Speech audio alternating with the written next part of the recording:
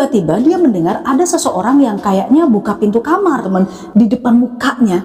Aduh, aku merinding. Sudah berdiri sosok wanita bermuka hancur, rambutnya panjang gimbal dan mengeluarkan bau yang sangat busuk.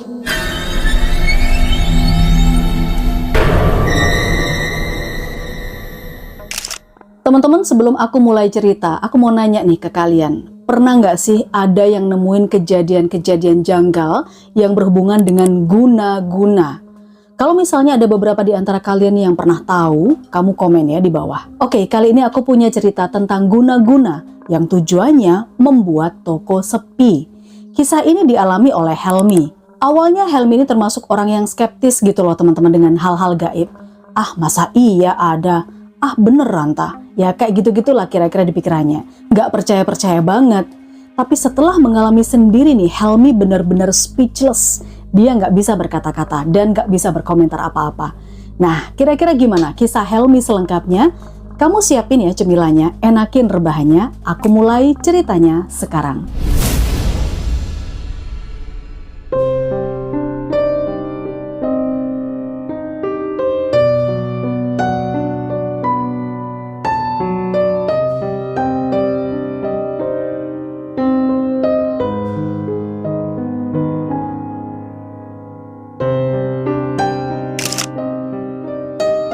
Ceritanya ini berawal dari rumah keluarga Helmi yang letaknya strategis di pinggir jalan. Nah, di sebelah kirinya itu merupakan jalan menuju beberapa perumahan di sana. Ada yang perumahan tipenya klaster, ada juga perumahan yang tipenya residence, dan juga ada perumahan pegawai negeri. Nah, alhasil ini dimanfaatkan oleh orang tuanya Helmi untuk buka toko sembako kecil-kecilan di sana. Sebut saja orang tuanya Helmi ini namanya Pak Dahlan dan Bu Ratih ya. Bener aja teman-teman, toko sembako Pak Dahlan itu jadi rame, padahal baru buka loh. Karena memang letaknya itu tadi strategis kan. Apalagi kalau pas jam-jam pergi sama pulang kantor, banyak orang yang belanja dan mampir ke sana. Dari yang awalnya hanya berjualan bahan pokok saja, toko ini akhirnya tumbuh besar dan cukuplah untuk menyaingi toko-toko minimarket, semacam Indomaret, Alfamart kayak gitulah. Bahkan bukan cuma Helmi loh yang diperbantukan di toko itu, tapi juga Pak Dahlan ini bisa menggaji 3 karyawan wanita sekaligus. Ya berarti omset dari toko ini lumayan ya, sudah sekelas minimarket gitu loh. Pelanggan-pelanggan di toko ini bukan cuma perumahan aja ternyata, tapi ada beberapa tetangga sekecamatan. Ya pokoknya perkembangan minimarket ini cukup pesat lah. Sampai suatu hari terjadilah kejanggalan yang membuat perubahan besar. Seperti apa? Masuk. Jadi ceritanya suatu malam Helmi itu ingat banget waktu itu bulan Ramadan. Suasana malam itu nggak seperti biasanya, dingin dan agak sepi. Setelah sholat tarawih, Helmi lanjut tuh tadarusan di musola sampai jam 10 malam. Terus waktu dia pulang, dia nih melihat bapaknya terlihat lagi nutup toko. Akhirnya dia kesana sebentar, dibantulah sama Helmi sambil ngobrol dikit-dikit lah. Gimana Pak? Banyak nggak hari ini yang belanja? Alhamdulillah Le, ya meskipun nggak kayak hari biasanya, mungkin orang-orang banyak yang tadarusan, jadi habis tarawih tadi udah sepi. Di situ kata bapaknya, Helmi manggut-manggut aja sambil masih bantuin bapaknya beberes. Terus tiba-tiba bapaknya ngomong lagi nih. Oh iya Le, selama kamu jaga toko kemarin-kemarin, apa ada pembeli yang komplain? Kata bapaknya. Helmi nyautin. Nah iya Pak, beberapa hari terakhir itu memang ada yang balikin barang, soalnya katanya kadaluarsa Pak. Padahal pas Helmi cek, di kemasannya itu masih 1 tahun loh Pak. Loh kok bisa gitu Le? Mbak-mbak udah cek kan? Mbak-mbak ini maksudnya karyawannya ya. Mbak-mbak udah cek lagi kan stoknya, jangan sampai ada barang lama. Soalnya sejak pagi tadi juga itu ada orang yang beli telur pada balik, katanya telur yang mereka beli itu udah busuk. Mendengar itu Helmi kaget, karena setahu dia ya, karyawan-karyawan itu selalu rutin cek barang-barang stok. Dah tuh ya, kejadian telur busuk hampir terjadi berulang kali. Berulang kali juga stok beras dan gula pasir tiba-tiba ditemukan banyak belatungnya teman-teman. Padahal barang-barang itu baru didatangkan loh dari supplier, kan nggak mungkin langsung ada keganjilan seperti itu. Kejadian janggal juga nggak hanya terjadi di toko mereka, di rumah pun juga ada yang aneh. Hampir setiap malam, Helmi dan orang tuanya yang biasanya bisa tidur nyenyak, itu malah kayak kegerahan dan gelisah, susah tidur. Bahkan beberapa hari secara bergiliran nih, Helmi dan orang tuanya mengalami ketindihan. Ini yang dialami Helmi ya, contoh saja. Malam itu dia baru selesai tadarus di musola. Entah kenapa dia ngantuk banget. Ya, setelah ngunci pintu, tanpa ganti baju, tanpa cuci kaki, dia langsunglah tuh rebahan. Helmi yakin dia waktu itu masih belum tertidur pulas gitu loh. Gak bener-bener tidur. Tiba-tiba dia mendengar ada seseorang yang kayaknya buka pintu kamar. Dia pikir itu bapak atau ibunya. Tapi pas pulang tadi, bapak ibunya kan udah tidur duluan. Malah dia loh yang terakhir kunci pintu ya kan. Seketika itu Helmi beralih posisi. Yang awalnya tidurnya miring kayak gini, lalu dia telentang nih. Betapa kagetnya luar biasa teman-teman. Di depan mukanya, aduh aku merinding, sudah berdiri sosok wanita bermuka hancur. Rambutnya panjang, gimbal, dan mengeluarkan bau yang sangat busuk. Helmi di situ nge-freeze. Di situ dia nggak bisa gerak. Dengan sekuat tenaga dia mencoba bangun, tapi sia-sia. Akhirnya dia malah merem dan baca-baca doa tuh dalam hati. Sekuat tenaga ya, barulah di situ dia bisa bangun. Ternyata kejadian erep-erep atau yang namanya ketindihan ini bukan hanya Helmi aja. Pak Dahlan, Bu Rati, atau orang tuanya ini juga mengalami. Makhluk yang mereka lihat juga sama persis yang dilihat Helmi. Wanita bermuka hancur, berbau busuk, rambutnya gimbal. Bersamaan dengan seringnya keluarga ini ketindihan teman-teman, ternyata toko sembako mereka juga makin lama semakin sepi. Yang datang paling hanya langganan setia atau mobil sales, mobil kanvas yang nawarin barang gitu loh. Tapi anehnya saat Helmi pulang dari musola nih, ada yang aneh nih. Ada temen-temennya yang nanya tiba-tiba kayak gini, "Hel, kok toko kamu sekarang udah jarang buka sih? Padahal kalau aku lagi butuh cemilan sama deterjen jadi nggak bisa beli di situ." Ya Helmi di situ langsung nyautin, "Loh, buka kok setiap hari kayak biasanya dari pagi sampai malam."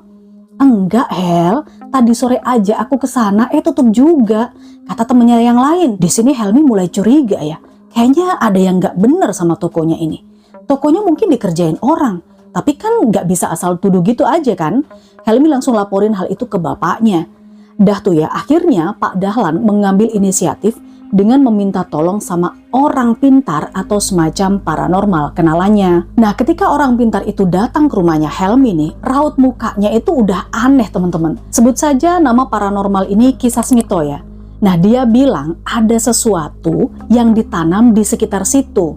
Singkat cerita, paranormal ini bukan cuma nerawang, tapi dia juga melakukan kayak semacam beberapa ritual gitu loh. Helmi nggak bisa menjelaskan karena dia nggak paham juga. Bener aja, setelah berbagai macam ritual dilakukan, akhirnya diketahui seseorang memang telah menanam buhul di depan rumah Helmi. Katanya buhul itu adalah media. Bentuknya waktu itu bungkusan yang setelah dibuka isinya tanah, tulisan Arab gundul, dan beberapa kertas, dan ada nama bapak ibunya juga di situ. Pantas saja Helmi ketindihan dan rumah mereka ini jadi panas, jadi gerah. Si orang pintar ini kemudian menyuruh Helmi untuk mengencingi barang yang ditanam pelaku tadi. Terus dia juga bilang, "Tunggu saja, besok kamu pasti bakal tahu pelakunya." Kata paranormal.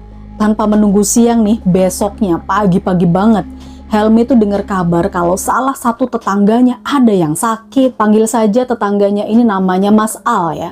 Sakitnya pun aneh, kulitnya semacam orang dibakar dan seisi kamarnya itu berbau anyir. Padahal di kamar itu hanya ada dia dan kasurnya aja. Dari mana dong anyirnya? Ketika Pak Dahlan dan Bu Rati menjenguk si tetangga ini, si Mas Al ini, dia tuh langsung ngamuk-ngamuk gak jelas gitu teman-teman. Dia kayak terganggu banget ya dengan kehadirannya Pak Dahlan. Ya karena merasa nggak diterima menjenguk, ya udah deh Pak Dahlan berniat untuk balik pulang aja.